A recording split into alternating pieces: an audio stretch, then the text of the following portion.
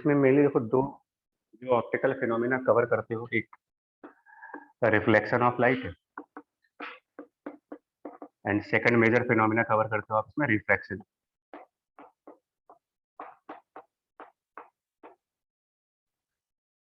यही दो major events हैं, रिफ्लेक्शन और रिफ्रैक्शन।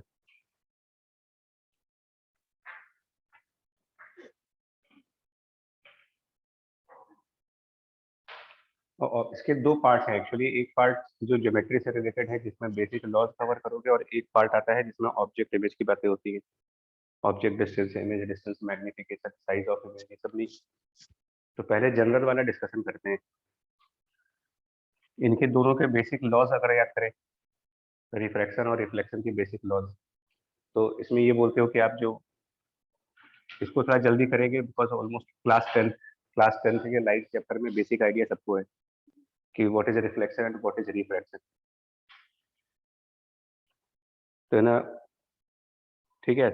बहुत क्विकली अगर देखो तो रिफ्लेक्शन में आप ये कहते हो कि जो एंगल ऑफ इंसिडेंस है is same as the angle of reflection. Angle of incidence same as the angle of reflection. और एक और लॉ इसमें कहते थे कि जो इंसिडेंट रे होती है I R which is incident ray, reflected ray और एक नॉर्मल ऑफ मिरर, ये कहते थे कि ये तीनों एक सेम प्लेन में आते हैं।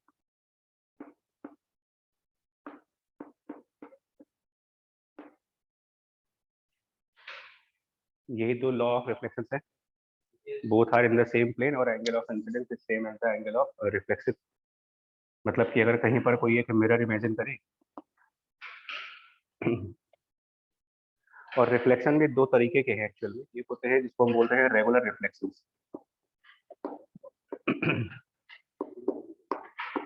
एक रेगुलर रिफ्लेक्शन है, और एक इसी के तरीके पे एक और आता है जिसको बोलते हैं डिफ्यूज रिफ्लेक्शन।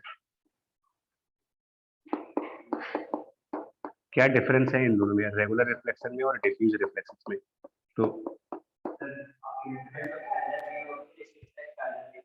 तो उसका क्या रीजन है कि वो पैरेलल नहीं आती? सर सरफेस इरेगुलर टाइप से होता है तो इधर उधर हो जाती है।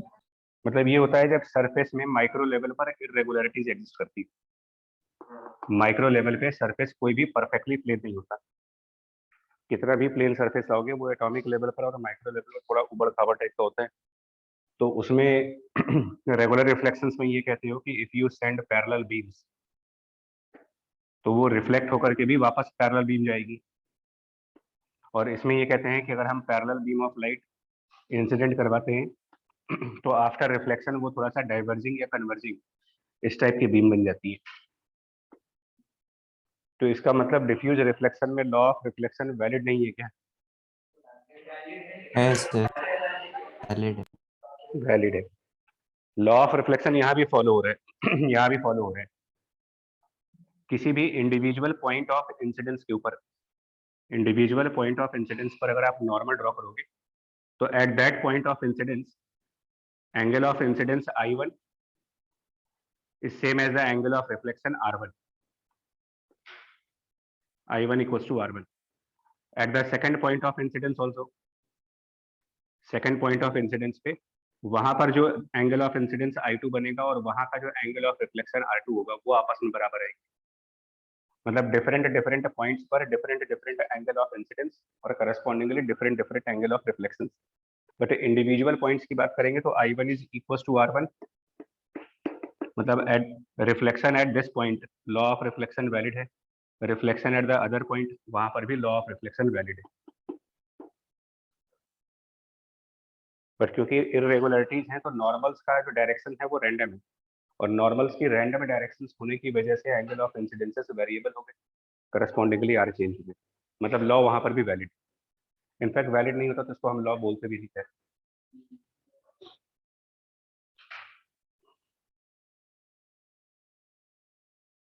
तो इसको आगे बढ़े, इसमें कोई बहुत बड़ी चीज नहीं है।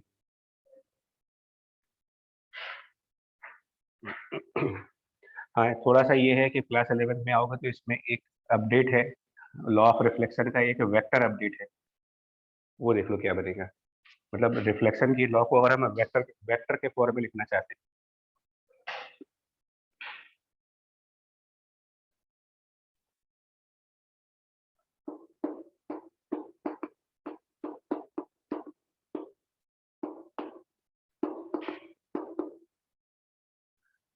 लाइक इस तरीके से कि जो रिफ्लेक्टिंग सरफेस है, वेक्टर फॉर्म में ऐसे बोलने कि जो रिफ्लेक्टिंग सरफेस है उसके परपेंडिकुलरली जो नॉर्मल आएगा, परपेंडिकुलर नॉर्मल, सपोज उस डायरेक्शन में कोई यूनिट वेक्टर हो N cap unit vector perpendicular to the reflecting surface, यानी नॉर्मल के अलॉन्ग, और कोई जो रे इंसिडेंट करवा रहे हैं, इंसिडेंट रे, उसके along unit vector I cap है, I cap is the unit vector along the incident ray, N cap unit vector along normal. तो in terms of I cap और N cap, in terms of I cap and N cap पूछा ये जाता है कि जो रे reflect होगी उसका यूनिट वेक्टर क्या बनेगा। आर कैप की वैल्यू निकालनी होती है in terms of I cap and N cap.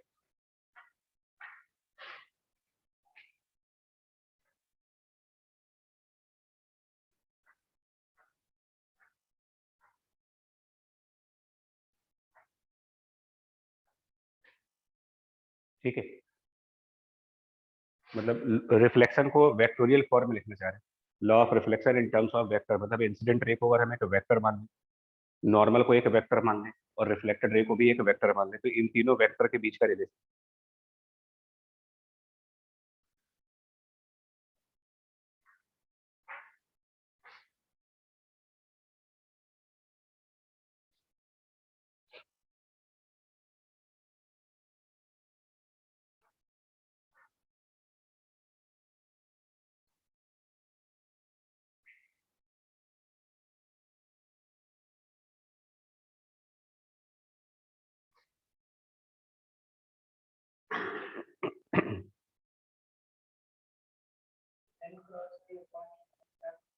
Cross product से आएगा।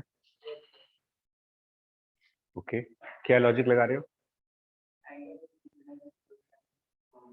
अच्छा, दोनों के एंगल सेम है तो क्रॉस प्रोडक्ट से हम क्या, ओके डॉट, तो इस हिसाब से तो हम डॉट प्रोडक्ट भी लगा सकते हैं। ओके, आप क्या बोल रहे हो वैसे, I cap cross N cap equal to, नहीं वेक्टर से डिवाइड कैसे कर सकते हैं किसी चीज को? कभी किसी मैथमेटिकल एक्सप्रेशन में वेक्टर जो होता है वो डिनोमिनेटर में आ ही नहीं सकता, डिवीजन बाय वेक्टर डिफाइन ही नहीं है। वेक्टर के मैग्नीट्यूड से तो डिवाइड कर सकते हो।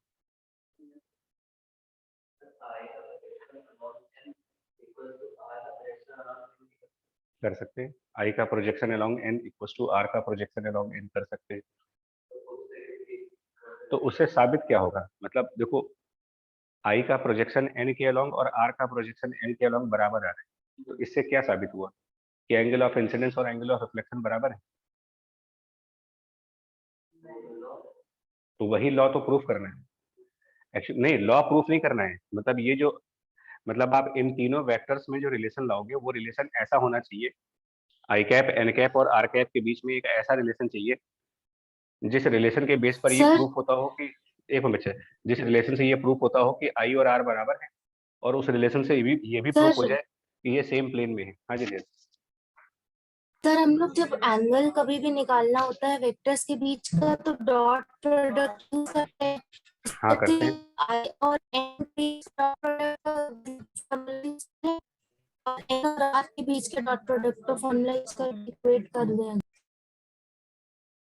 देखिए बिल्कुल कर सकते हैं, मतलब ये कह रहे हो कि I cap dot N cap equal to N cap dot R cap, ये कहना चाह रहे सर हैं। डिवाइडेड बाय इनका मैग्नीट्यूड, सर एंगल तो इक्वेट मैग्नीट्यूड करना सब वन है। है ना, यूनिट वेक्टर से ये सब, हाँ चाहिए सर yes। ये सब तो यूनिट वेक्टर्स हैं, तो डिवीजन में मैग्नीट्यूड डिवाइड करोगे तो वन से ही डिवाइड होगा सब। मतलब ये कहना है इनका कि दो वेक्टर के बीच का एंगल हम डॉट प्रोडक्ट से निकालते हैं ना, cos theta equals to A dot B divided by A B, तो I cap dot N cap divided by इन दोनों का magnitude one, that is angle between these two vectors, और ये हो गया।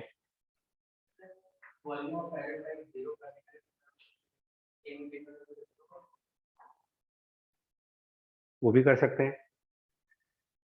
नहीं इसमें गलतियां बता दे पहले क्या है ये, इसमें इसमें देखो पहली बात तो गलती, अगर आपको वैसा भी याद होना कि एंगल बिटवीन टू वेक्टर किस तरीके से डिफाइन किया हुआ था, अगर याद करें, आई कैप वेक्टर और एन कैप सर वेक्टर, ये अगर हेड मैं और ये पूछूं, टेल है। अगर ये पूछा जाए कि इन दोनों वेक्टर के बीच का एंगल कौन सा है, तो क्या यही एंगल ऑफ इंसिडेंस बोलोगे? वो नहीं है, नहीं सर, वो आगे क्योंकि हाँ, लेना पड़ेगा। क्योंकि आई कैप का हेड जो है वो एन कैप की टेल पे जा रहा है। तो ये सब चीजें थोड़ी गलत हो रही हैं। देखिए बता रहे कैसे होगा। ऐसे करो ना ये यूनिट वेक्टर है, मतलब लेंथ तो इसकी 1 आएगी। यूनिट वेक्टर है, so length of this vector will be 1. Suppose this angle is theta,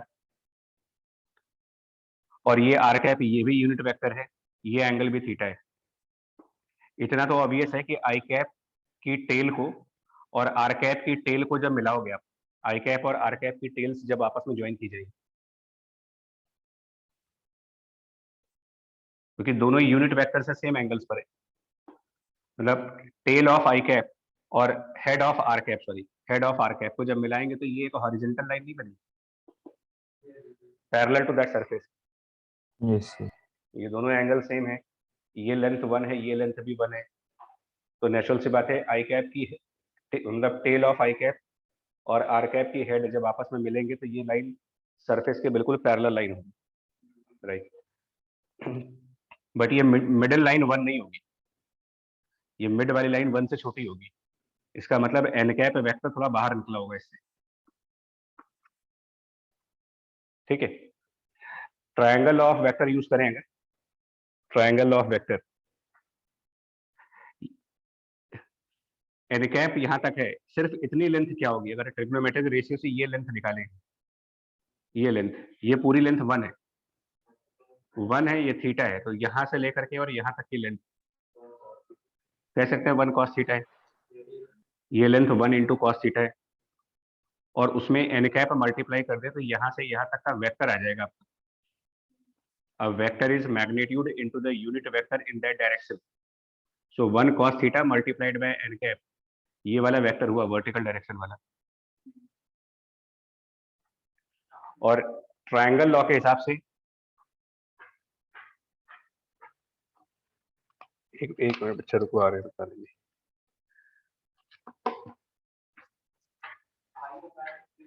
सुनो बता रहे, आई का टेल यहाँ से यहाँ तक का वेक्टर, एक और वेक्टर में ड्रॉ कर रहा हूँ येलो कलर से, जो इसको क्या लिखोगे?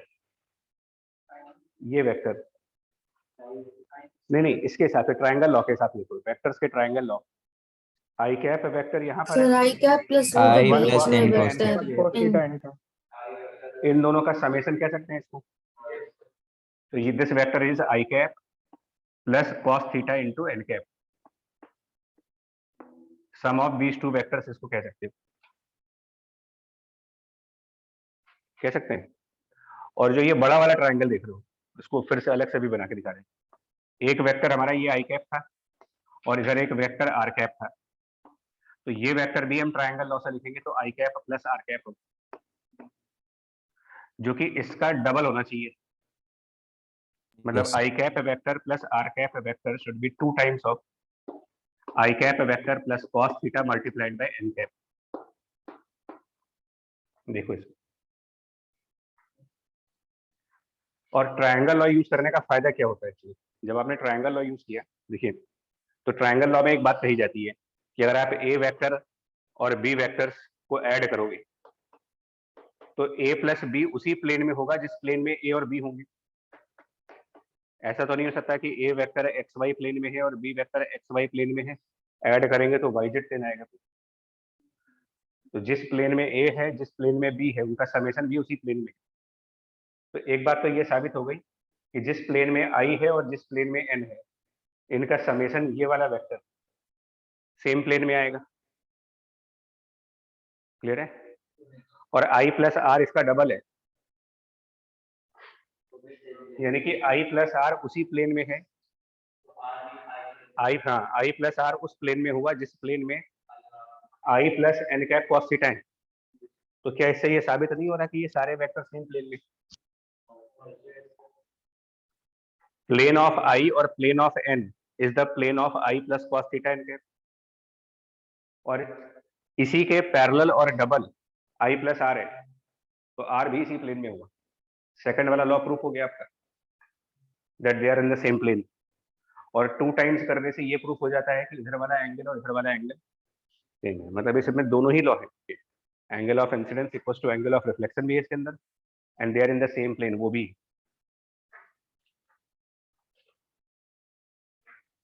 रही बात कॉस थीटा की, तो वो हम निकालेंगे उसी से डॉट प्रोडक्ट से, लेकिन इसमें थोड़ा सा अलर्ट रखना, I cap dot N cap को क्या लिखेंगे डॉट प्रोडक्ट यूज करते हुए, तो it is mod of I cap 1 mod of N cap 1 cos of angle between these two vectors, जो कि 180 माइनस थीटा है, it is not cos theta, क्योंकि आई कैप को एक्सटेंड करके एंगल मेजर होगा,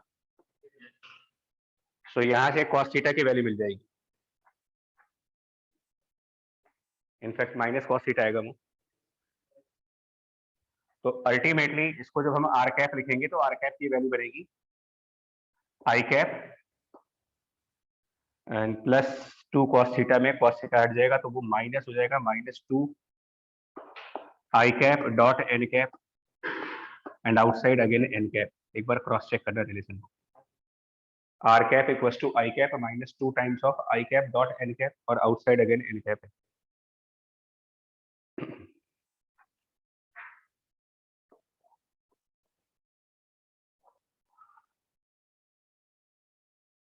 है सही?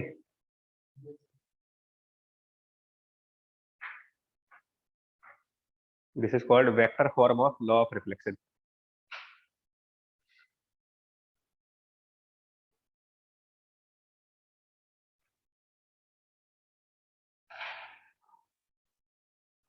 इसमें जो एन कैप वेक्टर है उसका क्या मतलब है? नॉर्मल के नॉर्मल एक सरफेस के दो आएंगे, किसी भी प्लेन सरफेस के नॉर्मल दो साइड हो सकते हैं। फॉर एग्जांपल अगर हमारा रिफ्लेक्टिंग सरफेस है एक्स वाई प्लेन है, तो इसका नॉर्मल पॉजिटिव जेड एक्सिस भी हो सकती है, नेगेटिव जेड एक्सिस भी। कौन सा नॉर्मल चूज करेंगे? आई और आर के प्लेन में जो उस सरफेस का जो रिफ्लेक्टिंग साइड होगा, बिकॉज मिरर्स के केसेस में एक साइड रिफ्लेक्टिंग होती है ग्लास की और एक तरफ बैक साइड पर पेंट किया होता है, मतलब दोनों साइड से तो ग्लास दिखता नहीं है, तो जो रिफ्लेक्टिंग साइड है उधर से कमिंग आउटवर्ड, जिस साइड पर रिफ्लेक्शन होगी उससे जो बाहर के साइड नॉर्मल आ रहा होगा वो वाला एनकेप यूज करते हैं। अब इसको न्यूमेरिकल के फॉर्म में देखो, सपोज न्यूमेरिकल के फॉर्म में देखें,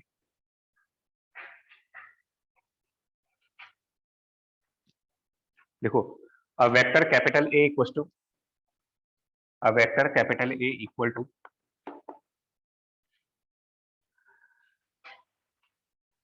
6i cap plus 8j cap and -10√3 k cap.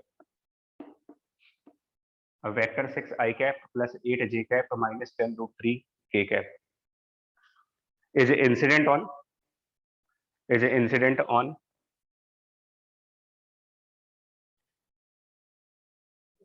reflecting surface in xy plane, reflecting surface in xy plane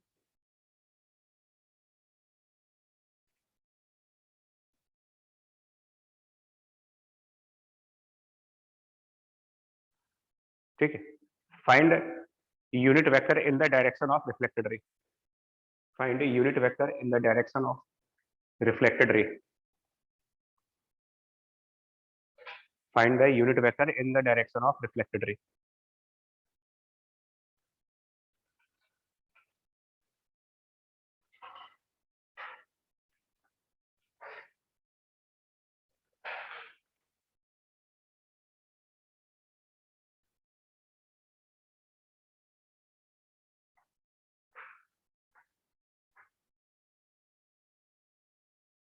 तो इसमें आई कैप क्या लिखोगे? आई कैप मतलब जो इंसिडेंट वेक्टर है उसको यूनिट वेक्टर में पहले कन्वर्ट करो अपॉन मॉड करके, ए वेक्टर को उसके मॉडुलस से डिवाइड करके आई कैप निकालो, और मॉडुलस 20 है इसका, तो ये जो ए वेक्टर है इसको 20 से डिवाइड कर दीजिए and now it becomes I cap. N cap क्या हुआ इस क्वेश्चन में? K cap, X Y plane से रिफ्लेक्ट हो रहा है, इसका मतलब N cap is K cap. बाकी अब ये बड़ा सा फॉर्मूला, तो पहले अलग से पहले काम करो, पहले आई डॉट एन अलग निकाल दीजिए, आई डॉट एन फिर उसमें फिर एन कैप मल्टीप्लाई होगा, ये 2 और फिर ये करके।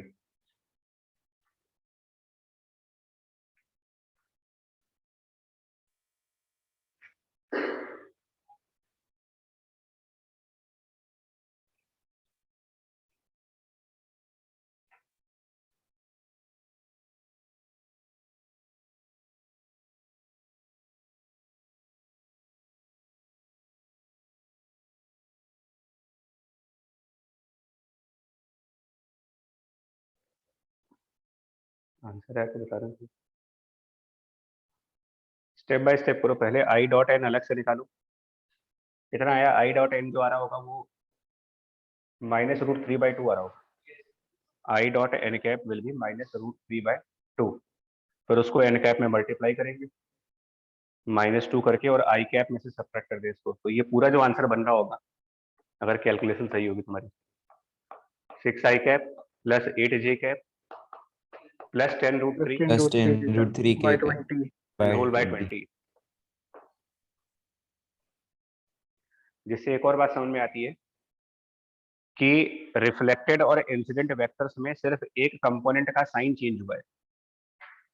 नॉर्मल वाले आगे से अगर ध्यान दो तो जो ये के कैप है सिर्फ उसका साइन चेंज कर दे तो हमारा रिफ्लेक्टेड वेक्टर मिल जाएगा। Yes.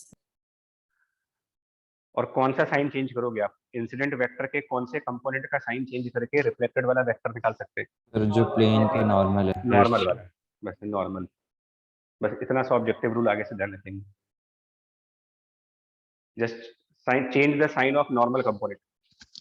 ये कुछ मैकेनिक्स जैसा नहीं हुआ ऑब्लिक कोलिजन टाइप का, कि ऑब्लिक कोलिजन होता था सरफेस पर तो वेलोसिटी का नॉर्मल कंपोनेंट चेंज हो जाता था, टेंजेंशियल कंपोनेंट्स नहीं चेंज होते थे। तो वैसे ही कुछ यहाँ पर भी हो रहा है, normal component of vector will change, otherwise बाकी के वेक्टर्स सेम रहेंगे।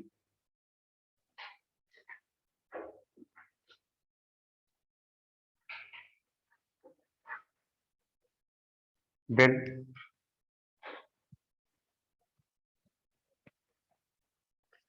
लॉ ऑफ रिफ्रैक्शन, पहले दोनों लॉ कवर कर लेते हैं उसके बाद टॉपिक चलेंगे। लॉ ऑफ रिफ्रैक्शन,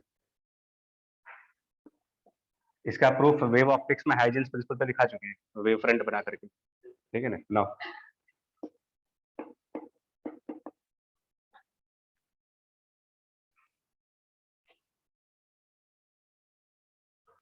इसमें ये कहते हैं ना कि अगर हम किसी फ्री स्पेस या फिर मीडियम वन कहते हैं, मीडियम वन से अगर हम मीडियम टू की तरफ ट्रेवल करें, किसी भी मतलब change of medium, ultimately it is change of medium. तो चेंज ऑफ मीडियम के टाइम पर क्या जाता है कि अगर कोई रे ट्रेवल करे और मीडियम बदल जाए उसका,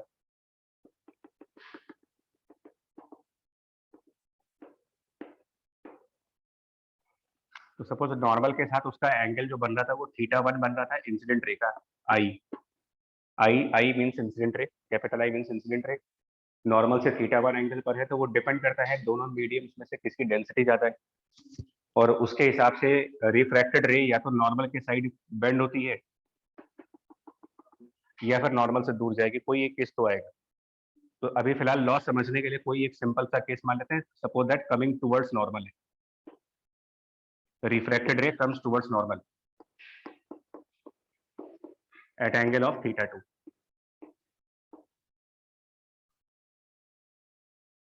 एक्चुअल में क्या होता है कि जो मीडियम बदलने पर लाइट का कुछ पार्ट, मतलब लाइट 100% रिफ्रैक्ट नहीं होती, so some part of light is reflected also at θ1 angle, some part is reflected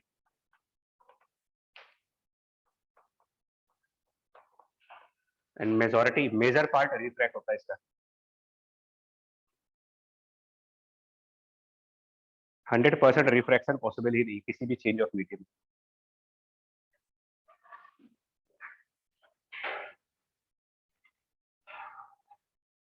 ठीक है, और ये जो परसेंटेज होता है ना, इनका परसेंटेज भी डिफाइन किया जाता है, कितने परसेंट लाइट जो होगी वो रिफ्लेक्ट होगी और कितने परसेंट की लाइट जो होगी वो रिफ्रैक्ट होगी। एक स्पेशल केस भी होता है, एक स्पेशल केस होता है लाइट का जहां पर वो 100% रिफ्लेक्ट होती है, वैसे तो percent total internal reflection. Total internal reflection बोलते हैं, जिसमें Total light internal completely reflection. Reflect हुई है, रिफ्रैक्शन हुआ ही नहीं। पर जब रिफ्रैक्शन होगा तो लाइट टोटली रिफ्लेक्ट नहीं होती है, कुछ परसेंटेज 3-4%, 5% जितना भी होगा वो रिफ्लेक्ट भी करेगी साथ में।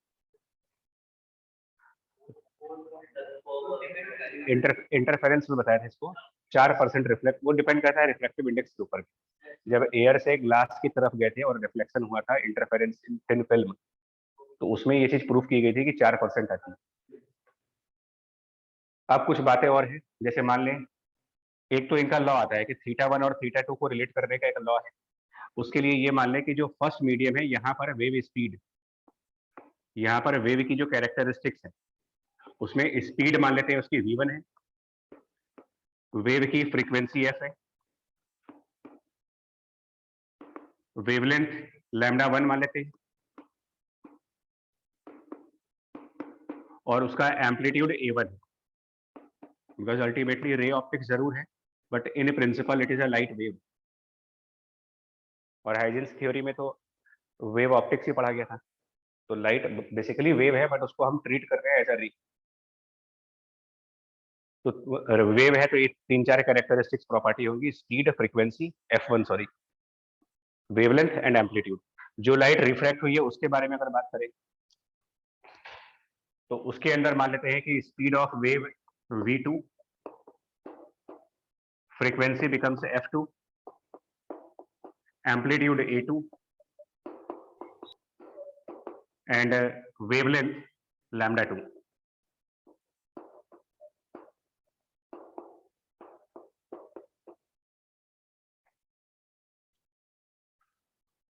और जो लाइट रिफ्लेक्ट हुई है उसके बारे में अगर बात करेंगे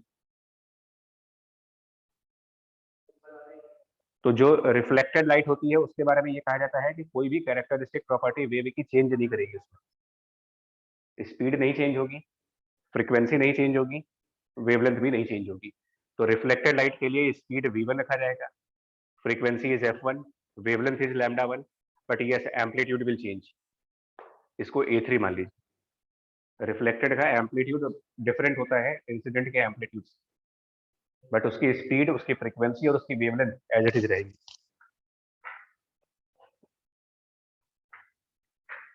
और स्नेल्स ने एक बेसिक लॉ दिया था जो वेव ऑप्टिक्स में हाइजेंस के टाइम पर डेराइव किया गया था कि sine of θ1 over sine of θ2, sine θ1 by sine θ2। नहीं, फंडा देखिए, हाइजेंस थ्योरी में म्यू नहीं आया था, हाइजेंस थ्योरी में it was v1 by v2। ये ओरिजिनल स्नेल्स लॉ है, ओरिजिनल स्नेल्स लॉ यही है, sine θ1 by sine θ2 equals to v1 by v2। और हाइजेंस ने यही कहा था कि v1 और v2 डिफरेंट होने की वजह से लाइट जो होती है वो बेंड या आगे जाती है।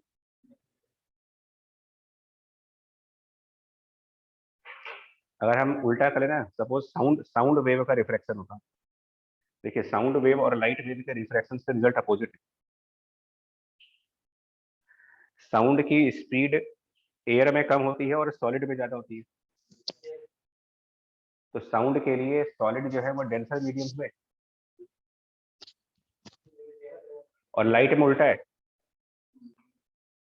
लाइट जस्ट अपोजिट नहीं है, जितना रेयर मीडियम होगा लाइट की स्पीड उतनी ही तेज होती है, और साउंड में अपोजिट है, डेंसर मीडियम में स्पीड ज्यादा होती है। तो अगर साउंड की वेव एयर से किसी सॉलिड में जाए, साउंड की वेव एयर टू सॉलिड, तो साउंड की एयर वाली स्पीड कम होगी, सॉलिड वाली स्पीड ज्यादा होगी, यानी v1 कम होगा, v2 ज्यादा होगा, ये वैल्यू लेस देन 1 आएगी। लेस देन 1 आने का मतलब θ1 बाय θ2 में θ2 बड़ा होगा, θ2 के बड़ा होने का मतलब कि ये लाइट नॉर्मल के तरफ न जा करके अवे फ्रॉम नॉर्मल, साउंड उल्टा बिहेव करेगी। और लाइट के केस में जाओगे, अगर वो एयर से किसी सॉलिड में जा रही है टुवर्ड्स नॉर्मल आता है, जस्ट अपोजिट बिहेवियर है। तो एक्चुअल लॉ ये है, this law is applicable for sound wave as well as the light wave, दोनों के लिए।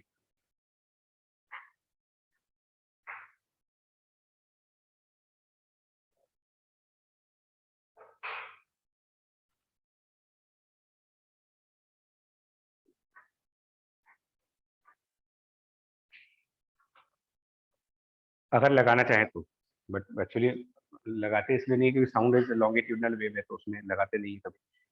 दूसरा पॉइंट, एक और basic relation between amplitudes class 11th के वेव मैकेनिक्स वेव वाले चैप्टर में था, एम्पलीट्यूड्स को रिलेट किया गया था। रिफ्लेक्टेड वाला एम्पलीट्यूड और ट्रांसमिटेड वाले एम्पलीट्यूड्स का रिलेशन था स्ट्रिंग वाले थ्योरी में, और वही रिजल्ट अभी रिसेंटली हम लोगों ने वेव ऑप्टिक्स में भी यूज किया है। तो जो रिफ्लेक्टेड आता है which is A3, A reflected, वो था A incident times V2 by V1 ही था वो V2 minus V1 V2 minus V1 upon V2 plus V1. Upon V2 plus V1, ये था आपका एम्पलीट्यूड्स का रिलेशन। और जो ट्रांसमिटेड वाला था ए ऑफ ट्रांसमिटेड रिफ्लेक्ट यानी रिफ्रैक्टेड, ट्रांसमिटेड मतलब रिफ्रैक्टेड, वो था A incident, 2V2 upon V1 plus V2 था V2. ऊपर अपॉन V2 प्लस V1 था। ये रिजल्ट याद रखें, mechanical wave, sound wave, light wave सबके लिए।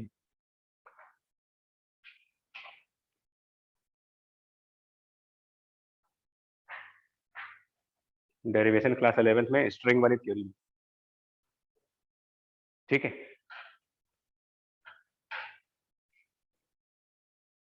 अब आते हैं लाइट के केस में। लाइट के केस में स्पीड किस तरीके से डिफाइन की गई है।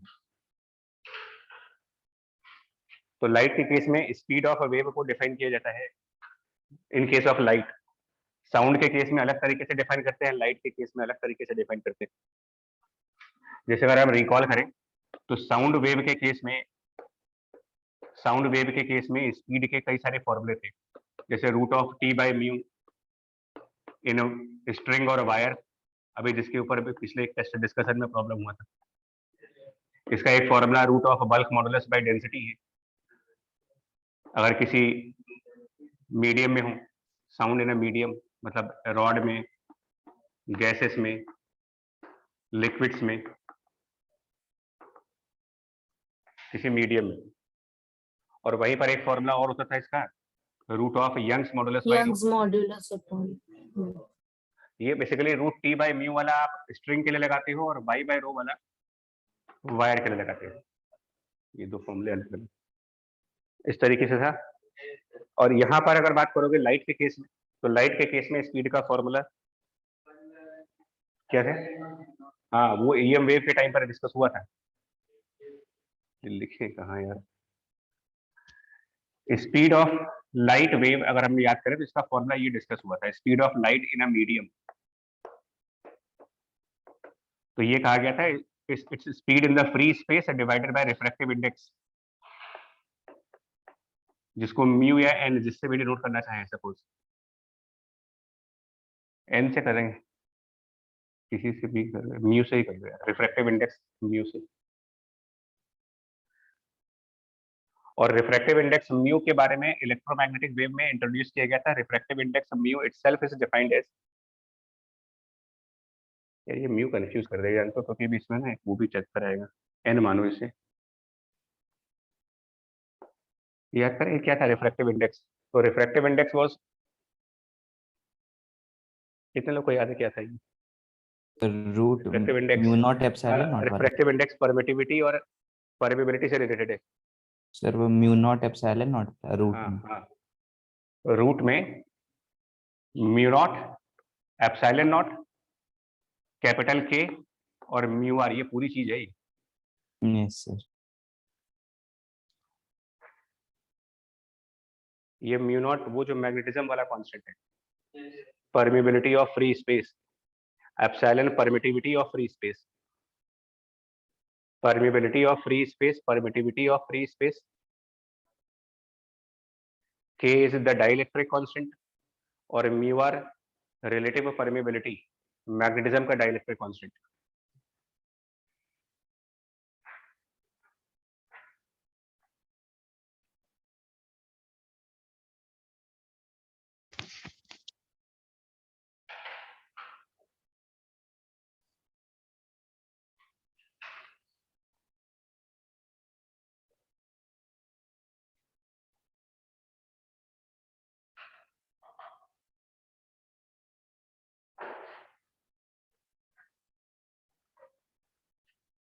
खैर देख लीजिएगा, इससे मतलब कि फिलहाल हमारा काम इससे ही है, अभी इससे नहीं जाएंगे, ये उसको ऊपर रीचेक करना है, इससे काम करोगे। Speed in medium is speed in free space divided by the reflective index.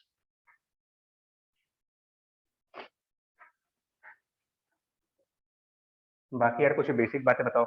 Amplitude मतलब देखिए, थीटा को रिलेट करेंगे तो स्नेल्स का यूज करेंगे, एम्पलीट्यूड को रिलेट करना है तो ये रिलेट करो, फ्रीक्वेंसीज को रिलेट करना करें तो फ्रीक्वेंसीज चेंज होती ही नहीं है ना। तो F1 is same as F2 is same as F3, वो F ऑलरेडी F1 लिखा है, तो फ्रीक्वेंसी में कोई चेंज हो नहीं रहा, इसके लिए उसके कोई रिलेशन नहीं चाहिए। जो चीजें बदल रही है उन्हीं के ऊपर न्यूमेरिकल्स भी आएंगे। एंगल बदल रहा है उसके लिए स्नेल्स लॉ, एम्पलीट्यूड बदल रहा है उसके लिए डेरिवेशन, फ्रीक्वेंसी चेंज नहीं हो रही है। वेवलेंथ की अगर बात करें,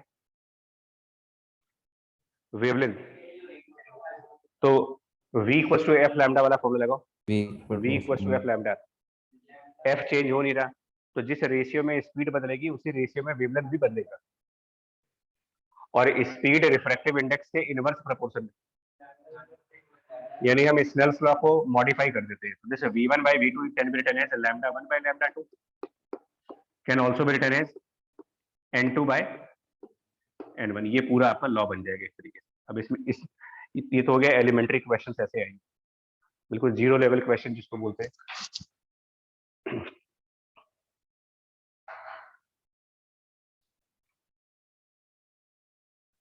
ठीक है, बहुत बेसिक क्वेश्चन, कोई भी बुक उठाओगे स्टार्टिंग में 1-2 क्वेश्चन ऐसे रहते हैं कि पहले वाले मीडियम में इतनी वेवलेंथ है तो दूसरे वाले मीडियम में कितनी वेवलेंथ होगी, और रिफ्रैक्टिव इंडेक्स दिए होते हैं, तो सीधा अपना लैम्डा 1 by लैम्डा 2 बराबर n2 by n1 करके सॉल्व कर लेंगे। आगे देखो,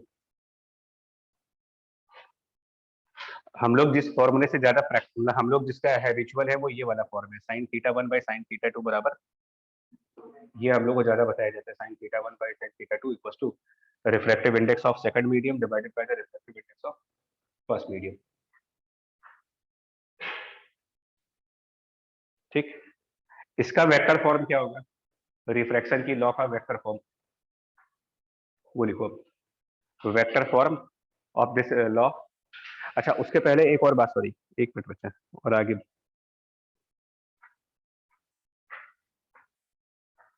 ये शायद हमने डिस्कस हुआ है ईएम वेव में कि नहीं हुआ है, कि जो रिफ्रैक्टिव इंडेक्स है किसी भी मीडियम का, मतलब refractive index of any specific medium, जैसे हम ग्लास की बात कर ले अगर, कोई या ऐसे ही कोई और भी मीडियम, तो is function of frequency, function of frequency of coming wave, incident wave.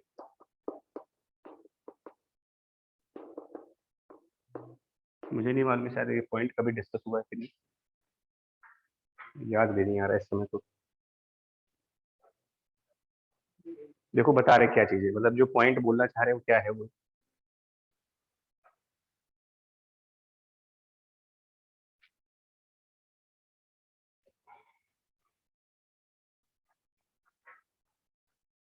मतलब जैसे कि ऐसे समझो आप भाई, हम लोग ये कहते हैं कि माइक्रोवेव, अगर इलेक्ट्रोमैग्नेटिक वेव में जाइए तो माइक्रोवेव, गामा, एक्सरेज, ये सब इलेक्ट्रोमैग्नेटिक वेव के पार्ट हैं।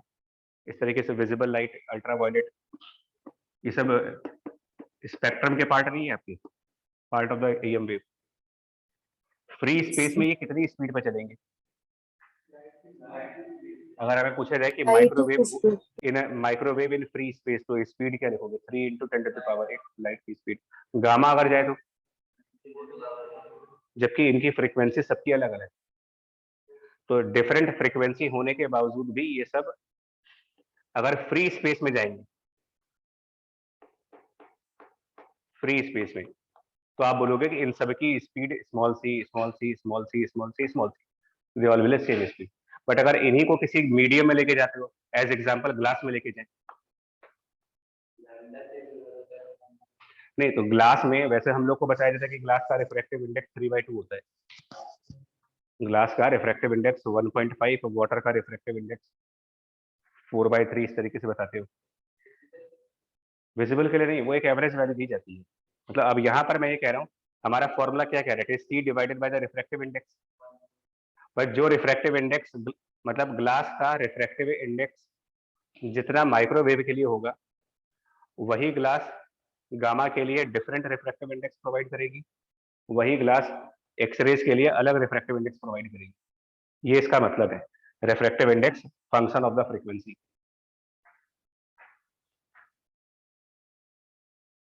मतलब ये जो n है अलग अलग आएंगे, इसको n1 करेंगे, इसको n2 करेंगे, मीडियम सेम है हमारा। इन the same medium different frequency colours, different frequency wave in the same medium different frequency wave will have different refractive indices because of the frequency difference, और इस वजह से इन सबकी स्पीड अलग अलग आएगी। मतलब जिस स्पीड से माइक्रोवेव ग्लास में चलेगा उस स्पीड से दूर गामा नहीं चल सकता, जबकि वैक्यूम में वो सब एक साथ चलेंगे।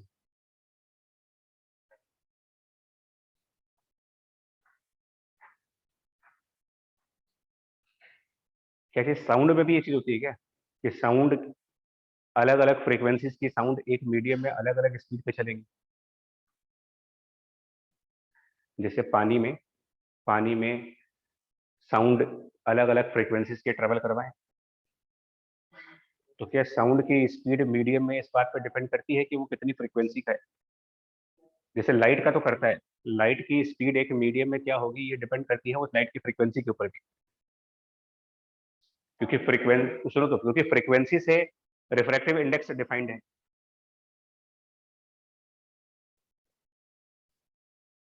साउंड में नहीं होता, नहीं होता, कभी नहीं होता, पॉसिबल ही नहीं है। मतलब प्रैक्टिकली भी अगर आप सोच के देखिए ना, तो लाइट में तो स्पेक्ट्रम बनता हुआ देखा गया है, रेनबो बनते हुए देखे गए। साउंड में कौन सा रेनबो है, कौन सा स्पेक्ट्रम आज तक देखा गया है ना? और कोई भी अगर ऑर्केस्ट्रा प्ले हो रहा हो तो ऑर्केस्ट्रा में डिफरेंट डिफरेंट इंस्ट्रूमेंट एक साथ प्ले होते हैं, और डिफरेंट इंस्ट्रूमेंट ऑर्केस्ट्रा में प्ले होंगे तो वो सब डिफरेंट फ्रीक्वेंसीज वाले होंगे। तो अगर वो अलग अलग स्पीड से ट्रेवल करते तो हमारे कानों में पहले गिटार का साउंड आता, फिर उसके बाद तबले का साउंड आता, और सारे साउंड अगर आगे पीछे होके आते, म्यूजिक कहाँ से सुनते हो आप? बिकॉज में सारे साउंड एक साथ करते। तो साउंड में ये कैरेक्टरिस्टिक नहीं है। साउंड में even at different frequency they will have same speed in the same medium. Light थोड़ा सा डिफरेंट बिहेवियर है, मीडियम भले ही कॉमन है बट फ्रीक्वेंसी अलग है तो स्पीड अलग है, और उसका रीजन दोगे, असर्शन रीजन पूछा जाए तो ये इसलिए अलग है क्योंकि रिफ्रैक्टिव इंडेक्स फ्रीक्वेंसी के साथ बदलता है।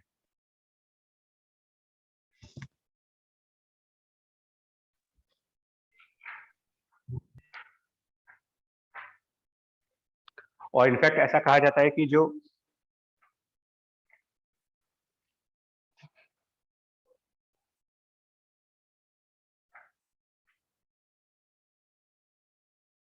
जितनी कम फ्रीक्वेंसी होगी, मतलब ऐसा भी बोला जाता है कि जितनी कम फ्रीक्वेंसी होगी स्पीड उतनी ही, मतलब रिफ्रैक्टिव इंडेक्स उतना ही कम आएगा। Refractive index of any medium is a function of frequency, and it is like when the frequency is low that refractive index is also low. Proportionality नहीं है, मतलब एक्चुअली वो proportionality नहीं है, कॉम्प्लेक्स रिलेशन है, but एक कम होगा तो दूसरा भी कम होगा। लो फ्रीक्वेंसी की लाइट वेव के लिए लो रिफ्रैक्टिव इंडेक्स, हाई फ्रीक्वेंसी के light wave high refractive index. Light के केस में, साउंड में नहीं होगा, फिर से बोल रहा हूँ, साउंड में फ्रीक्वेंसीज में डिफरेंस होने के बावजूद भी स्पीड सेम रहेगी।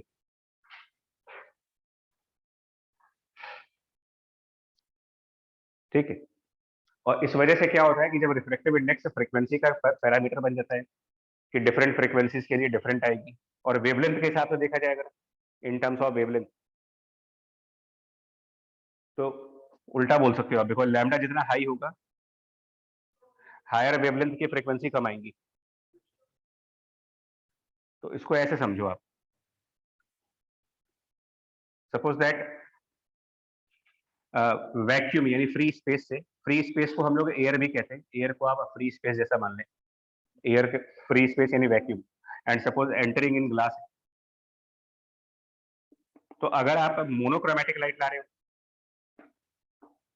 मोनोक्रोमेटिक वर्ड का मतलब ही अपने आप में हो गया कि ये एक सिंगल फ्रीक्वेंसी की वेव है। तो मोनोक्रोमेटिक रे अगर आएगी तो नेचुरल सी बात है कि बिकॉज इसमें सिंगल फ्रीक्वेंसी है, सिंगल फ्रीक्वेंसी का रिफ्रैक्शन होगा, राइट है। बट अगर ये मल्टीक्रोमेटिक आ जाए, मल्टीक्रोमेटिक मतलब कि उसमें कई सारी फ्रीक्वेंसीज मिक्स है। मोनोक्रोमेटिक मतलब से आप मान लो कि ओनली ब्लू कलर की लाइट आई है, और वहीं पर अगर हम सारे कलर्स मिक्स करके लाएं, for example white colour use करें, कंसिस्टिंग ऑफ ऑल 7 कलर्स, तो इसमें रिफ्रैक्टिव इंडेक्स सबके अलग अलग हैं, तो रिफ्रैक्शंस भी सबके अलग अलग एंगल्स पर होंगे। जरा बताएंगे किस हिसाब से इनका एंगल बनेगा, अगर फ्रीक्वेंसी का ऑर्डर याद हो। स्नेल्स लॉ कहता है कि sine of θ1 by sine of θ2, या फिर sine of θ2 by sine of θ1, मतलब इसको हम n1 by n2 multiplied by sine θ1 कर सकते हैं स्नेल्स लॉ को। तो n1 मतलब कि फ्री स्पेस का refractive index 1, so sine θ2 equal to 1 into sine θ1 upon n2, which is simply sin of θ1 upon refractive index of glass. But glass का refractive index white रे के सभी कंपोनेंट्स के लिए एक जैसा नहीं है। व्हाइट रे के जितने कंपोनेंट्स हैं उनके सभी के लिए ग्लास का रिफ्रैक्टिव इंडेक्स डिफरेंट, और उन 7 कंपोनेंट कलर्स व्हाइट रे के, उसमें सबसे लो फ्रीक्वेंसी का कलर कौन सा है? वायलेट वाला। लो फ्रीक्वेंसी या लो वेवलेंथ होती है वो? लो कब बोलती है ऑर्डर? वेवलेंथ तो वॉयलेट की फ्रीक्वेंसी सबसे ज्यादा होती है। हाँ, फ्रीक्वेंसी वॉयलेट की ज्यादा फ्रीक्वेंसी सबसे ऊपर है, वो सबसे कम एंगल पर होगा। वेवलेंथ कम होती है, सबसे कम फ्रीक्वेंसी होती है। रेड वाली सबसे याद ज्यादा करो। वेवलेंथ होती है, बिल्कुल। जिस वजह से शाम को रेड लाइट ज्यादा अल्ट्रा दिखती वायलेट है। से याद करो, अल्ट्रा वायलेट, अल्ट्रा मतलब छोटा, अल्ट्रा वायलेट वेवलेंथ छोटी होती है।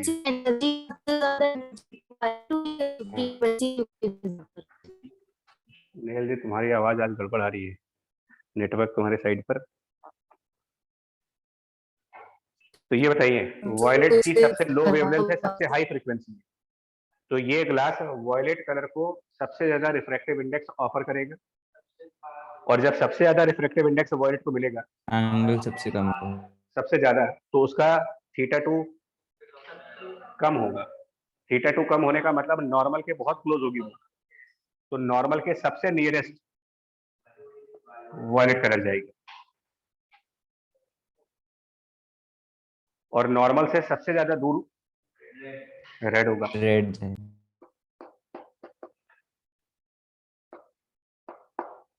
और ये फॉर्मेशन ऑफ स्पेक्ट्रम बोलते हो कि सर यही 10th में कहते थे कि रेड सबसे कम डेविएट होगा। हाँ, वैसे भी याद कर सकते हैं कि रेड का डेविएशन सबसे कम होता है, खतरे का निशान सबसे लीस्ट डेविएशन होती है। तो with respect to the original direction, the minimum deviation will be for the red color, मतलब वो अपने रास्ते से कम भटकती है, सबसे ज्यादा वॉयलेट वाले भटक जाते हैं।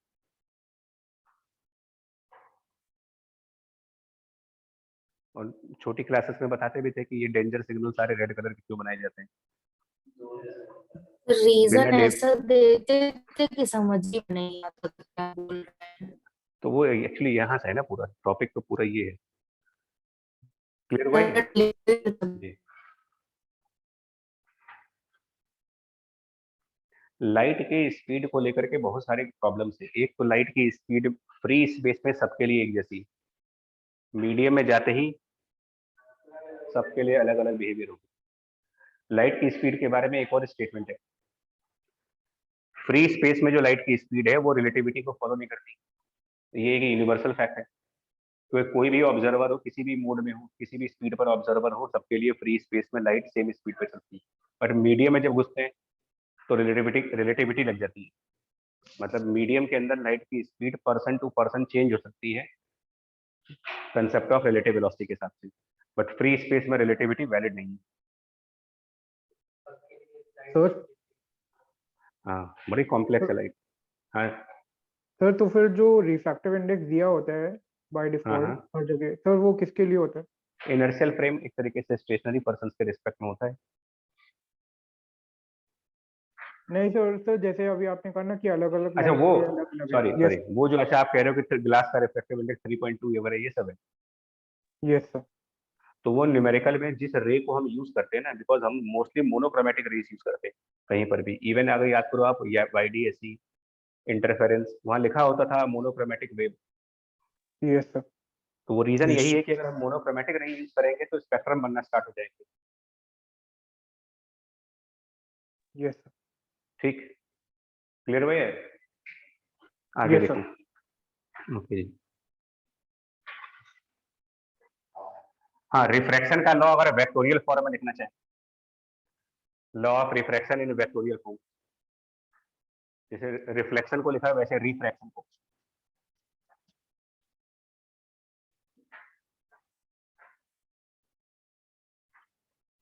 Law of refraction in vector form.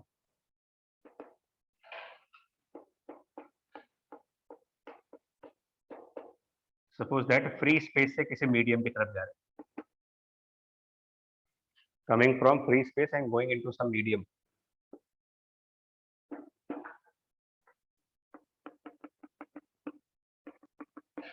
आप उल्टा भी कर सकते हैं, मीडियम 1 से मीडियम 2 वाला भी कर सकते हैं, जैसे भी।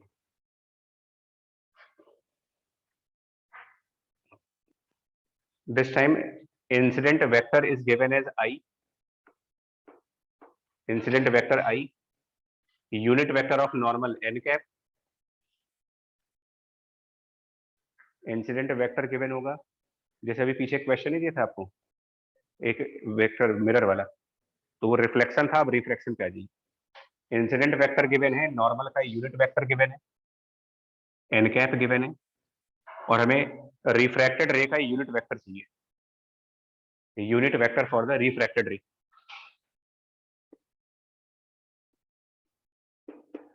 आर कैप चाहिए, यूनिट वेक्टर फॉर रिफ्रैक्टेड।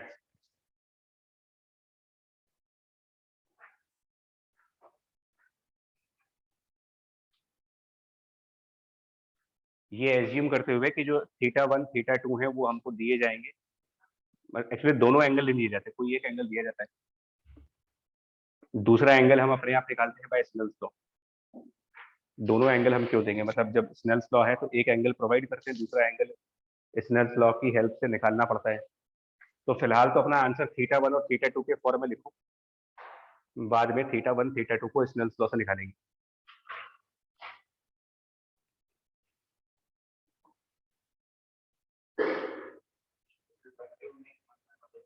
नहीं, आंसर θ1 θ2 के फॉर्म में दे दीजिए ना।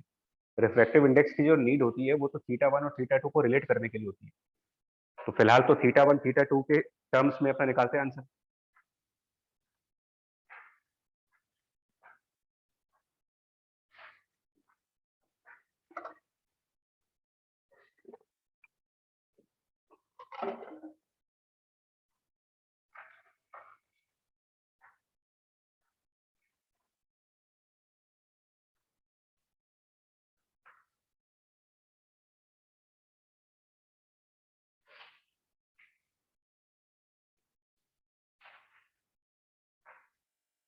तो वो इंसिडेंट वाला यूनिट वेक्टर नहीं है?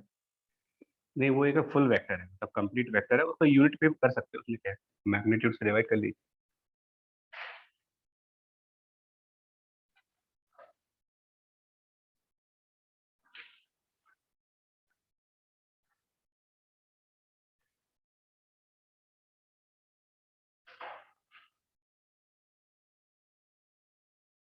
ठीक है, ऑप्टिक्स में फिर बोलना 2 वॉल्यूम्स में पढ़ेंगे, एक वॉल्यूम ये सब चलेगा उल्टा सीधा टॉपिक, एक volume dedicated to object image, उसमें मिरर का लेंस का अलग अलग।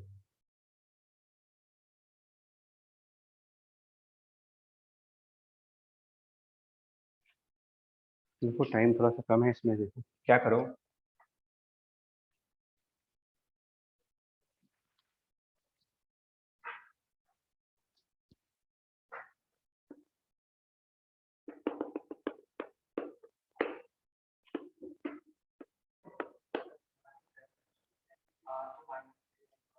आर को कर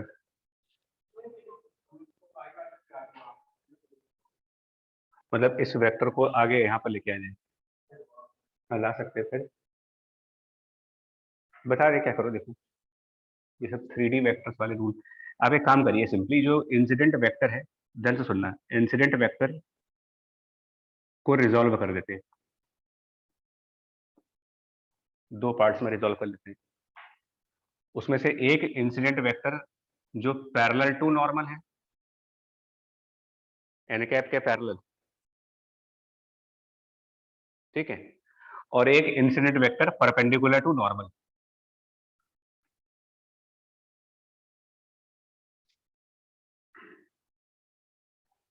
मतलब इंसिडेंट वेक्टर को रिजॉल्व कर दीजिए 2 कंपोनेंट्स में, एक कंपोनेंट पैरेलल टू नॉर्मल और एक कंपोनेंट नॉर्मल के परपेंडिकुलर, ठीक है।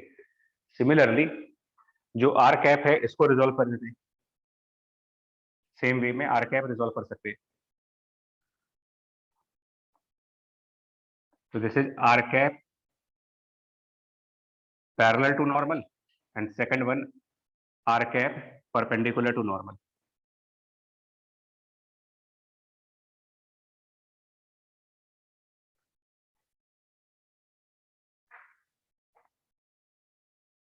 यहाँ तक ठीक है।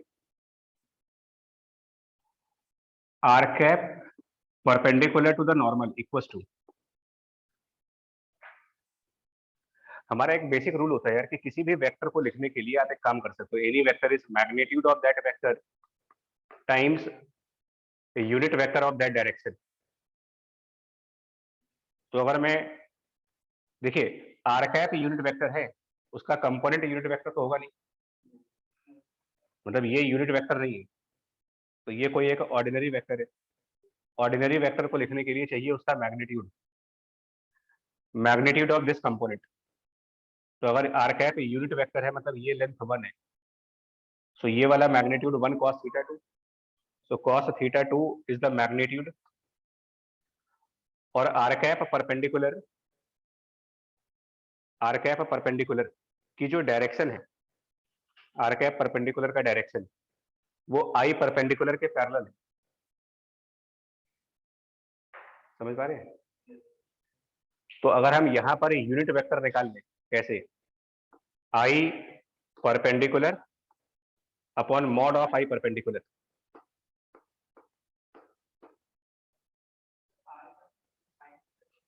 वो सब बाद में देख लेंगे, अभी वो तो करेंगे, अभी सुनिए तो।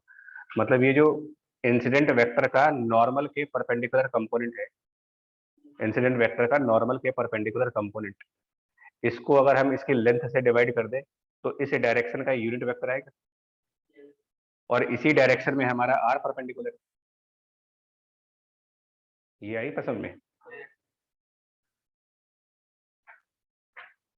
अब इसमें प्लस कर देते हैं क्या चीज, अब देखना तुम्हारे नाम से कौन एंटर कर रहे हैं, तुम्हारे नाम से कौन एंटर कर रहे हैं।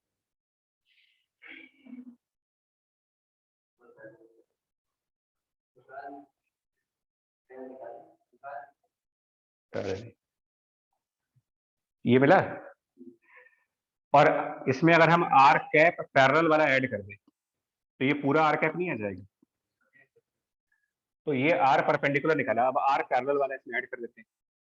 आर पैरेलल वाले की मैग्नीट्यूड, आर पैरेलल वाले की मैग्नीट्यूड उल्टा हो गया मेरे ख्याल से, ये साइन थीटा तो 2 यार हो ये गया, साइन होगा।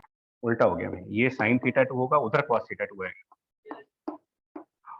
और आर पैरेलल के डायरेक्शन में कौन सा यूनिट वेक्टर है, तो आर पैरेलल की डायरेक्शन में यूनिट वेक्टर निकालने के लिए आई पैरेलल चाहिए, आई पैरेलल, तो ये हो गया I parallel by mod of I parallel, this is R cap.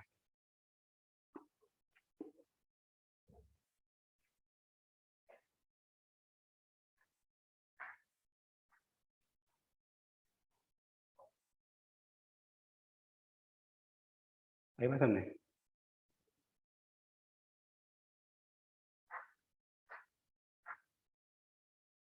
आया भाई? एग्जाम्पल देखो एक,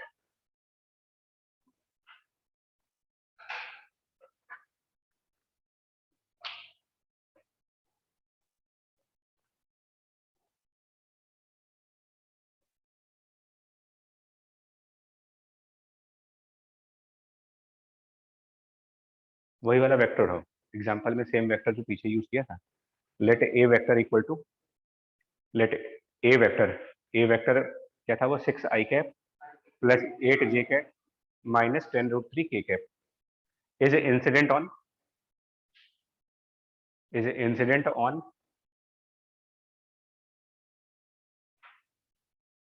xy plane, is incident on xy plane.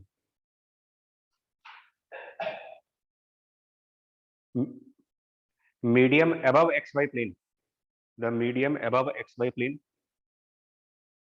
medium above xy plane has a refractive index of √2, and the refractive index below xy plane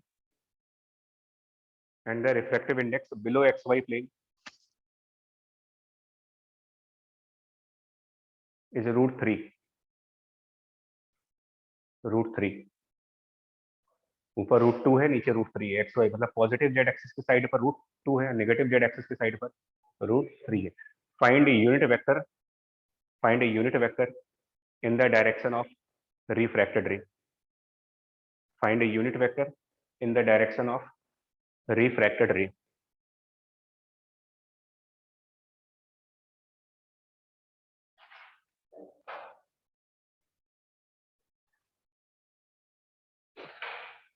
ठीक है, तो अभी पहले ऐसे समझो, इसमें नॉर्मल कौन सी एक्सिस पे होगा? नॉर्मल जेड होगा ना, जेड वाई थोड़ी होगा। अगर एक्स वाई सरफेस पर रिफ्रैक्शन हो रही है तो नॉर्मल जेड एक्सिस हुआ। तो जो हमारे को वेक्टर दिया जा रहा है, incident vector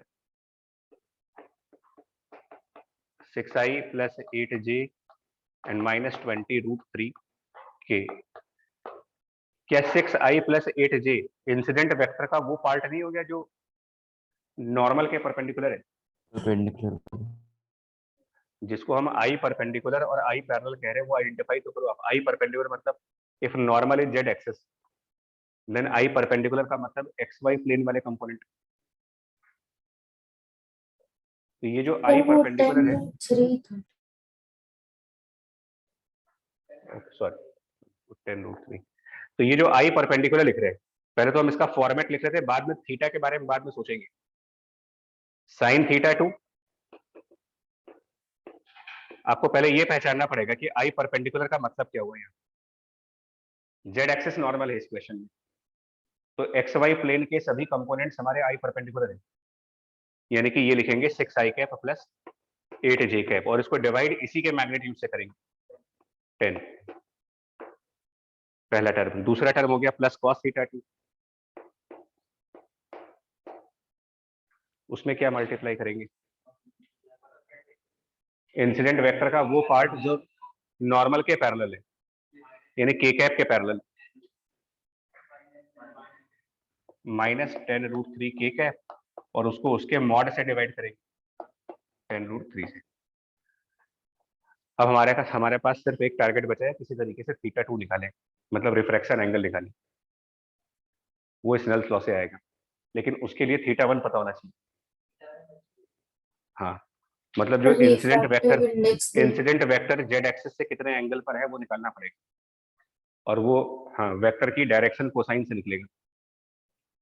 direction cosine 3D vector का एंगल जब निकालना होता है किसी एक्सिस के साथ, तो डायरेक्शन कोसाइन नाम की एक चीज थी।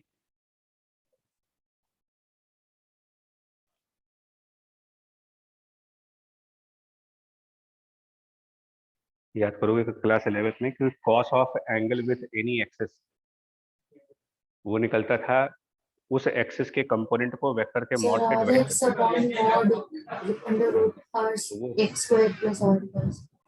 तो ये वेक्टर जेड एक्सिस से कितना एंगल बना रहा है, ये कैसे पता लगाएगा?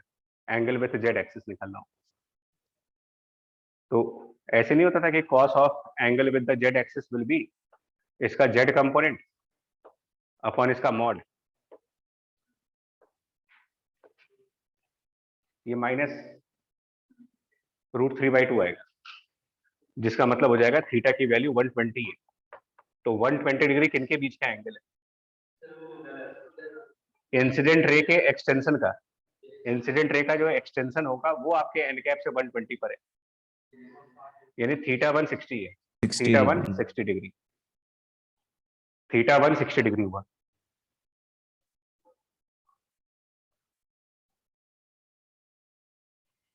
और जब थीटा 1 60 हुआ, स्नेल्स लॉ लगाओ, sine theta 1 upon sine theta 2 बराबर L2/N1, और थीटा 2 कितना आ रहा है 45 डिग्री, स्नेल्स लॉ से वो यहाँ रख देते हैं, फाइनली आर कैप मिल जाएगा।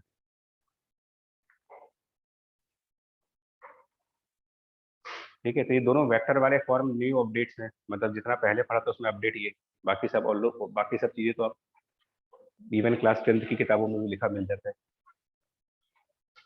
एक ये जो रिफ्रैक्टिव इंडेक्स फ्रीक्वेंसी पे डिपेंड करता है, ये नया अपडेट है इस चैप्टर में, और एक वेक्टर का फॉर्म सर cos थीटा √3/2 आ रहा है, -√3/2,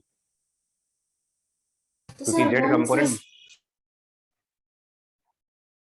150 हो सर रहा है साइन, हाँ सर 150 होगा ना, क्योंकि साइन के सॉरी साथ आता है 60 √3/2 मतलब कि 150।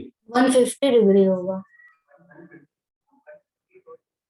सर। cos 30 √3/2 सर वो होता है, तो 30 डिग्री 150 हो होगा। जाएगा, 150 150 बनेगा। Yes sir. भाई गड़बड़ हो गई यार, क्या हो गया भैया, सब हम तुम्हें लोग के झोंके में सर वो मैं 150 हुआ सोच है। रही थी इतनी देर से 120 कैसे आ रहा है। ओए भगवान, थीटा 130 हो गया फिर तो।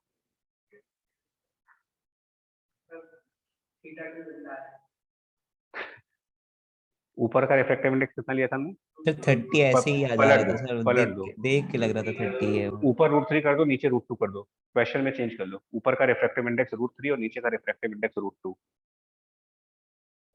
अब देखो क्या बनता है क्या बात कर रही है, रिफ्लेक्शन ही नहीं हुआ। पहला मीडियम √3 ले लो, अब N1 √3, N2 √2, थीटा 1 30 हो रहा है, थीटा 2 निकालना है, ये भी ऐसा गंदा सही थीटा है, 2 45 डिग्री। मतलब कोई जाना पहचाना एंगल आ जाए तो ठीक है। 1/√6 आ रहा है?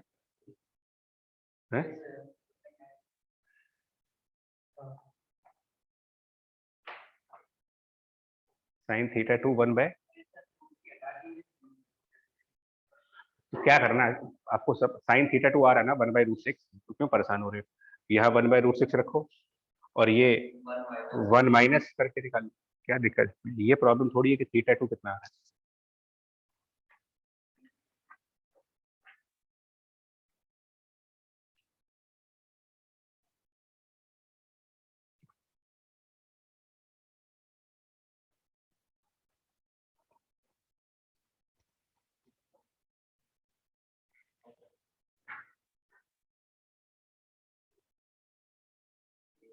छोड़ो सर, देखो ये 2 लॉ हो गए आपके, क्या आ रहा है, जो भी आ रहा भैया रख लो तुम, ये √3/2 √2 आ रहा है। हाँ ठीक है, वो आज इधर इधर वाले लोग ठंडी ज्यादा लग रही थी इन लोग को, तुम लोग घर पे बैठे हो हीटर वीटर ऑन करके, ये बेचारे क्यों, तुमको ज्यादा ठंडी लग रही, 2 बार गलती करवाई तुमने, एक बार एंगल गलत बता रहे हो, फिर उसके बाद साइन थीटा भी गलत बता रहे हो।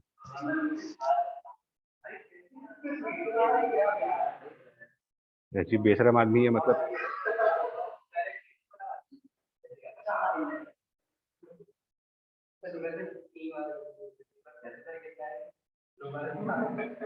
तो ये अच्छी चीज थोड़ी है यार,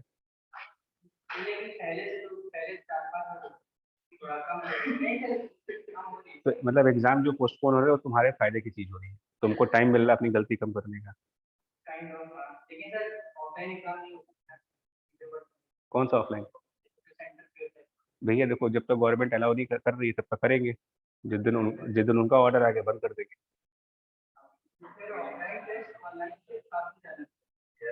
एक्चुअली ऑफलाइन टेस्ट देने चाहिए,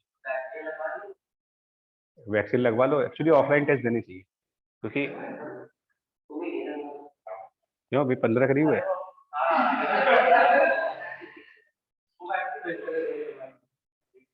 एक दिन आता है, सिर्फ एक दिन फीवर आता है, इससे पहले से बुखार है तब ना लगवाना, तब ना लगवाइए। ऐसे दिन लगवाना क्योंकि एक दिन तो फीवर आएगा पक्का है। नहीं सर, फीवर नहीं आ रहा है सर, हाथ दर्द कर मेरे रहा है भी बहुत। नहीं मुझको नहीं आ अरे सर, नकली फीवर नहीं, बस हाथ नकली बहुत वैक्सीन दर्द लगवा कर रहा है, लगवाइए।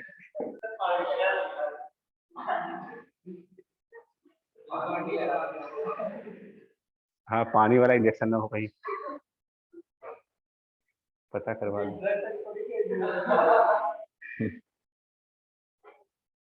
ठीक है, चलो ये जो मतलब पॉइंट है, देखो एग्जाम पोस्टपोन होने के एक और नुकसान भी है। जितना एग्जाम पोस्टपोन होता जाएगा उतनी प्रॉब्लम बढ़ती जा रही है। इसका फायदा 12th पास वाले उठा लेते हैं। वैसे तो उनका सिलेबस हो नहीं पाता 4-5 महीने में, अब वो भी प्रिपेयर कर, जो उसमें सीरियस बच्चा होता है वो प्रिपेयर कर लेता है। और तुम्हारे बैच में भी कई सारे लोग चाहें तो भाई अभी 2-2.5-3 महीने तो मिले, कम से कम 3 महीने मिलेंगे, क्योंकि जो हालात हैं उस हिसाब से हमें लग नहीं रहा कुछ हो पाएगा अभी। मार्च एंड से पहले तो कोई उम्मीद नहीं है, और तब बोर्ड वाले घुस जाएंगे टर्म सर टर्म 2 लेकर रिटर्न के। 2 क्यों करा रहे हैं, गुस्सा आ रही है बहुत। सर एक करवाएंगे बोर्ड तो, दे तो चुके हैं, अब क्यों पीछे पड़े हैं। पीछे नहीं बड़े, वो कह रहे हैं कि भैया आधे सिलेबस का कैसे, मतलब तुमको कैसे सर्टिफिकेट दे दे कि 12th पास कर लिया तुम लोगों ने। सर सिलेबस बाइफरकेट कैसा किया तो वो भी तो देखना चाहिए। हाँ वो सर मेजर मेजर फिजिक्स में टॉपिक्स तो ले ही लिए देखिए इन्होंने आप, पूरा। पूरे पूरे तो यूनिट ही इन्होंने पकड़ा दी थी पहले ही वाले में। सर हम लोग ने तो एग्जाम भी दिया, एक्चुअली लास्ट जानते हो क्या ईयर तो है, दिए भी नहीं नहीं। एक्चुअली किसी के भी कुछ समझ में नहीं आ रहा है, मतलब ना गवर्नमेंट इंस्टीट्यूशंस को समझ में आ रहा है ना प्राइवेट वालों को समझ ही में नहीं आ रहा कि एकेडमिक कैलेंडर बनाए कैसे, कब एग्जाम ले, कब सिलेबस कराए, सब पागल हुए पड़े हैं। वो चाहे आईआईटीज वाले हों चाहे एनटीए वाले हों, हम लोग कई लोगों से बात कर रहे हैं, सब बेचारे बस यही सोच रहे ऑन टाइम चीजें कब आएंगी। चौथा भी आ गया है, चौथा वेरिएंट आ गया, फ्लोरिना नहीं, अरे वो नहीं भाई, फ्रांस में है, पीहू करके कुछ है। हाँ आई से कुछ सर, नाम है, आई हो समथिंग। आई करके इहू है कुछ। इहू या पीहू करके कुछ नाम आया यस नाम। सर, यस यस सर, नाम भी बड़े सर, क्यूट यस से रखते रॉड हैं, पता एडिशन। नहीं कहाँ से नाम ढूंढ के लाते हैं।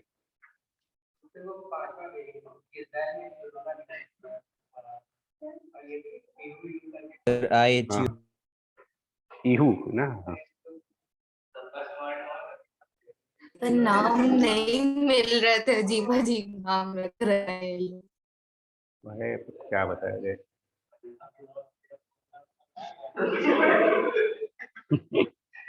किम क्या था वो? कौन? किम जॉन? अरे बहुत मोटा आदमी, बहुत ताकतवर है वो। अबे उसकी बॉडी मत देखो ना अपन, उसकी रंगबाजी नहीं देखते हम लोग, कोरिया वाला जो। चलो यार थोड़ा सा और इसमें बता, 2 लॉ हो गए, रिफ्लेक्शन और रिफ्रैक्शन, बेसिक लेवल पर ये लॉज हो गए। तीसरा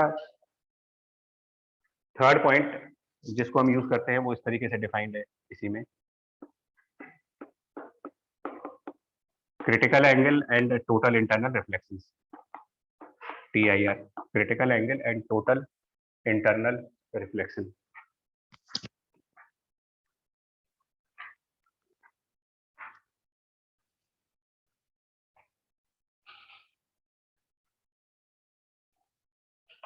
तो क्रिटिकल एंगल उस केस में डिफाइन करते हो जब लाइट, मतलब वैसे क्रिटिकल एंगल डिफाइन तो चाहे किसी भी केस में कर लीजिए, बट ये कहा जाता है कि जब लाइट डेंसर से रेरर के साइड पर जा रही होती है, denser to rarer.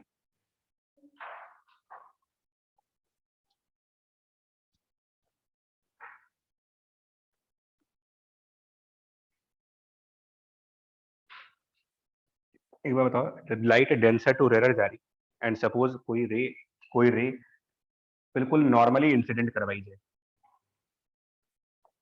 Normal incidence पर कोई रे है, कौन सा ऑप्टिकल फिनोमेना होगा इसके लिए? अरे कुछ नहीं, मतलब क्या राइट आगे नहीं जाएगी दूसरे मीडियम में। फिनोमेना, फिनोमेना का मतलब मैं पूछ रहा हूँ कि रिफ्लेक्शन होगा कि रिफ्रैक्शन होगा? दोनों होंगे, दोनों होंगे। दोनों होगा। अगर नॉर्मल इंसिडेंट करवा रहे हो तो सम कुछ पार्ट इस लाइट का वापस रिफ्लेक्ट होगा और बाकी का पार्ट, और ये परसेंटेज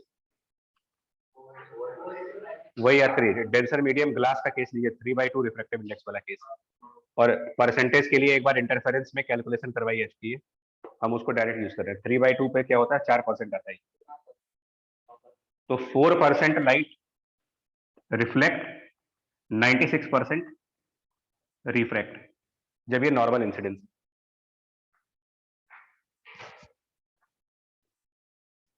नॉर्मल से कुछ एंगल बना लेते हैं,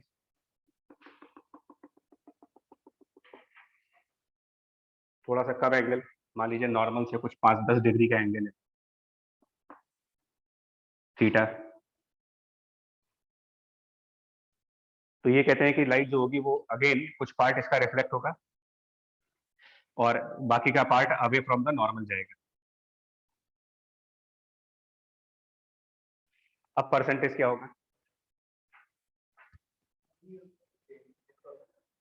मतलब उस परसेंटेज का एंगल ऑफ इंसिडेंस से कोई लेने देना नहीं, किसी भी एंगल पर जाए, किसी भी एंगल पर मान लो इंसिडेंट करवाएंगे, परसेंटेज ऑफ रिफ्लेक्शन और परसेंटेज ऑफ रिफ्रैक्शन सेम आएंगे। 4% अभी भी रिफ्लेक्ट होगा, 96% अभी भी रिफ्रैक्ट होगा। फिर कहते हैं कि ये सब करते करते जैसे जैसे आप एंगल ऑफ इंसिडेंस को बढ़ाते रहते हो, जैसे जैसे एंगल ऑफ इंसिडेंस बढ़ाओगे तो एक क्रिटिकल केस बन जाता है। क्रिटिकल केस का मतलब एंगल ऑफ इंसिडेंस इतना हो जाता है, नहीं क्रिटिकल मतलब क्रिटिकल का मतलब अभी हुआ नहीं है कंडीशन। क्रिटिकल एंगल का मतलब ये हो जाता है कि एंगल ऑफ इंसिडेंस उस वैल्यू को रीच कर चुका है जहां पर रिफ्रैक्शन 90 डिग्री पे हो रहा है, लाइट रिफ्रैक्ट तो हो रही है still at 90 degree angle, refraction है इस पर 90 डिग्री पे, हाँ मतलब नॉर्मल के बिल्कुल 90 डिग्री पर लाइट जा रही है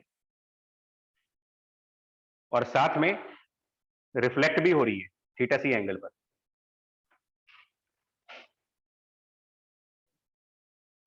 सेम परसेंट, 4%, 96%। परसेंट नहीं बदलता आपका एंगल बदलने से, क्योंकि परसेंटेज ऑफ रिफ्लेक्शन और परसेंटेज ऑफ रिफ्रैक्शन स्पीड के फिनोमिना में आते हैं। मैं फिर इसीलिए कह रहा हूँ क्लास 11th का डेरिवेशन एक बार रीचेक करके देख सकते हो, उनका इन बातों से कोई मतलब नहीं था कि एंगल ऑफ इंसिडेंस क्या है। तो क्रिटिकल एंगल की डेफिनेशन अगर हम बात करें, थीटा सी क्रिटिकल केस जिसको हम बोल रहे हैं, क्रिटिकल एंगल, तो क्रिटिकल एंगल आप बोल सकते हो कि it is that angle of incidence, है ना, that angle of incidence in the denser medium, that angle of incidence in the denser medium for which refracting angle in a rarer medium is 90 degree. Refracting angle in the rarer medium is 90 degree.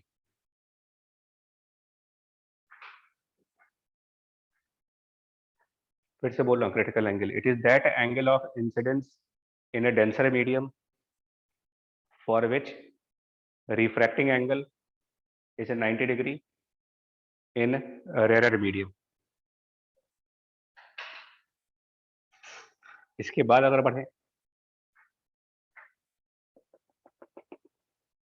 इसके बाद जाए, light का angle of incidence more than theta C कर दिया जाए, angle of incidence more than theta C, तो ये कहते हैं, तब ये कहा जाता है कि ना इस सिचुएशन में लाइट 100% रिफ्लेक्ट होगी। जो रिफ्लेक्शन अभी तक 4% पे कांस्टेंट था वो अचानक से 4 से 100 पहुंच जाएगा suddenly. 100% reflection and phenomena known as total internal reflection, और 0% रिफ्रैक्शन।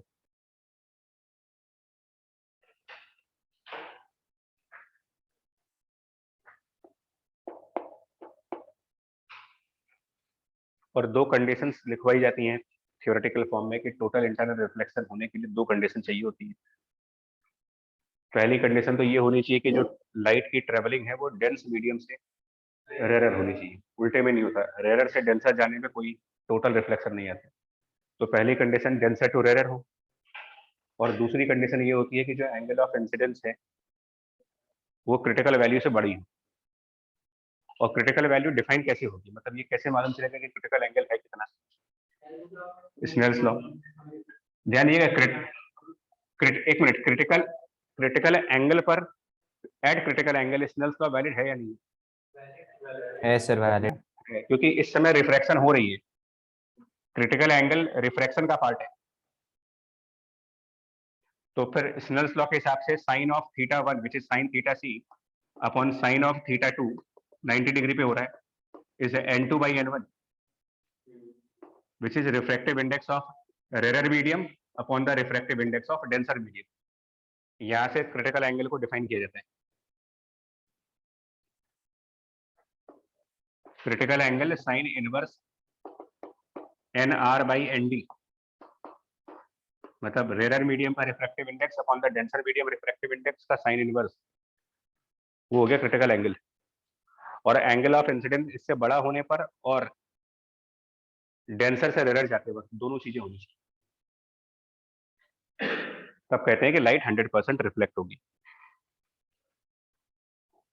इस बात को अगर एक छोटे से ग्राफ के थ्रू दिखाना चाहो यार, ये जो चीज बताई गई है, अगर इसको हम, और ये दिखाना नहीं है, ये ऑलरेडी PYQ का क्वेश्चन है, angle of incidence versus intensities, angle of incidence के साथ इंटेंसिटीज प्लॉट करनी है मेरे को, रिफ्लेक्टेड लाइट की और रिफ्रैक्टेड लाइट की। रिफ्रैक्टेड और रिफ्लेक्टेड लाइट की इंटेंसिटीज या कह लीजिए एनर्जी उनकी प्लॉट करनी है with respect to angle of incidence. अगर ये बात आपको समझ में आ रही होगी तो ग्राफ अपने आप सोच सकते हो किस टाइप का रहा होगा। जीरो से स्टार्ट कर रहे हैं, एंड सपोज दैट जो इंसिडेंट रे है उसकी एक इंटेंसिटी है I0, इंसिडेंट रे की इंटेंसिटी I0 मान लेते हैं। तो पहले तो हम I0 प्लॉट कर देते हैं, इंसिडेंट रे की इंटेंसिटी I0। अब अगर आप ग्राफ थ्योरी को समझ रहे हो तो अप टू क्रिटिकल एंगल क्या हो रहा है? रिफ्लेक्टेड कांस्टेंट है और बहुत छोटा है। रिफ्लेक्टेड लाइट की इंटेंसिटी सिर्फ 4% है, नेग्लिजिबल है, लेकिन मेंटेन है। तो ग्राफ कुछ ऐसा होगा यार, वो ऑलमोस्ट 4% पर up to critical angle constant जाएगा, और उधर इंटेंसिटी रिफ्रैक्टेड वाली 96%, मतलब I0 से थोड़ा नीचे, लेकिन वो भी मेंटेन है। ये नीचे वाला ग्राफ रिफ्लेक्टेड के लिए है, ऊपर वाला ग्राफ रिफ्रैक्टेड के लिए। जैसे ही क्रिटिकल एंगल पर पहुंचे, जैसे ही क्रिटिकल क्रॉस किया, डिसकंटिन्यू, अचानक से ये ग्राफ डिसकंटिन्यू होगा और it will cross to I0, reach to I0 के नीचे भी नहीं रहेगा, और ऊपर वाला ग्राफ डिसकंटिन्यू होकर के 0 पे पहुंच जाएगा। बहुत माइनर डिफरेंस था जिस पेपर में आया था ना, मतलब एक ऑप्शन ये था और एक ऑप्शन में ये एक्सिस को टच कर रहे थे, बहुत माइनर डिफरेंस था क्वेश्चन में। और पहली बात 100% बता रहा, लोग इसमें फॉर्मूला सोचने लगे कि क्या होगा, उनको ये भी तक समझ में नहीं आ रहा था कि वाई इट इज कॉन्स्टेंट।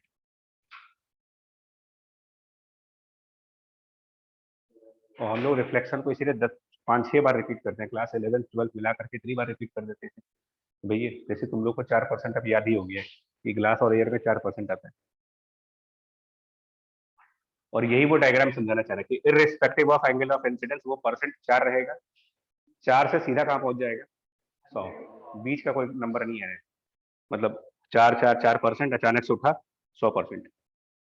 और रिफ्रैक्टेड कभी 100% होगा नहीं,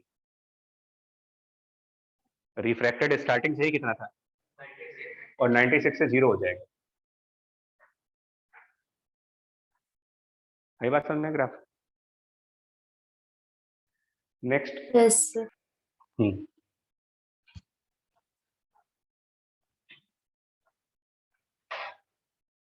सॉरी ये टाइम हो गया, तो अभी इतना ही रखो, टाइम हो चुका है एक्चुअली ना। तो ये 3 मेजर इवेंट्स हैं reflection, refraction and TIR, 3 major events. ठीक है, बाकी अब अगली क्लास में कराएंगे। अब बढ़ा लेते हैं, इस वीक में बढ़ा लेंगे, इस वीक में क्लासेस ज्यादा करके इसको खत्म ही कर देंगे, क्योंकि अब नियरेस्ट कोई एग्जाम तो है नहीं अभी।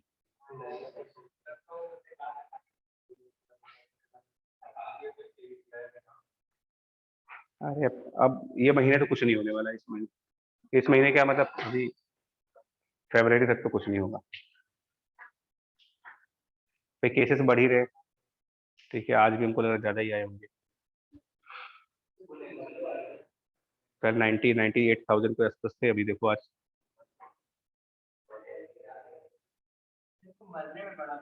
किसको क्या कह रहा है?